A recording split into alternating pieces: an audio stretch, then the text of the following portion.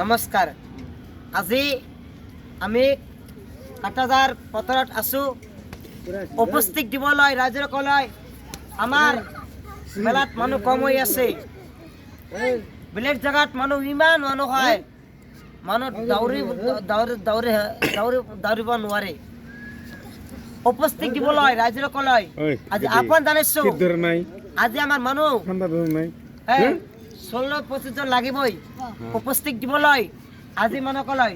আজি যাত্ৰাপালা হ'লে মানুহ ইমান ভিৰ হয় আৰু যাত্ৰাপালা নহ'লে ভিৰ নহয় উপস্থিত দিবলৈ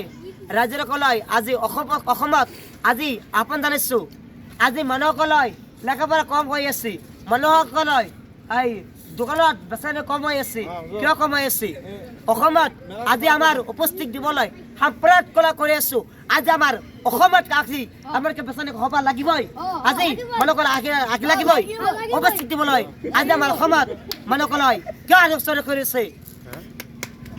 আজি আমাৰ অসমত ইমান ৰাস্তা কৰিছে মানুহসকলে কিয় আলোচনা কৰিছে মানুহ বেচানি নাই মানুহৰ বেচানি চিন্তা কৰি আছে আজি বেচানি কৰিম না কেনেকৈ কৰিম আজি পইচা ঘৰত ল'ব পাৰিম না নাপাৰিম সেইটো চিন্তা ভাবি আছে উপস্থিত দিবলৈ মই ক'লো মই যাতান চকুৰ যাতান বাচি আছোঁ আপোনাক একো ক্ষতি হ'ব নিদিওঁ আপোনাক বেচানি হ'ব আমাৰ অসমত আজি আজি মই যিটো দোৱা কৰিছোঁ আপোনাৰ বেচানি হ'বই অসমত আজি মানুহসকলক উপস্থিত লৈ আপোনাৰ লেখাপঢ়া চিদ্ধি আপোনাৰ লেখাপঢ়া হ'বই উপস্থিত লৈ আজি কলৈ আমাৰ অসমত মানুহসকলক আজি অসমত আমি কেনেকৈ চলো আজি আমাৰ উপস্থিত দিবলৈ আজি মানুহসকলে কেনেকৈ কাজ কৰিছিলোঁ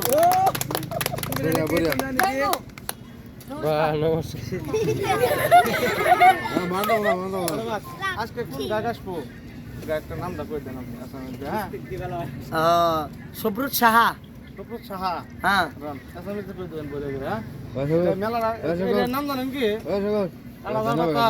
কাটাজাৰ পাটাৰ স্টেডিয়াম নাম ৰাজীব গান্ধী স্টেডিয়াম নাম ৰেডিও সেন্টাৰ বলগো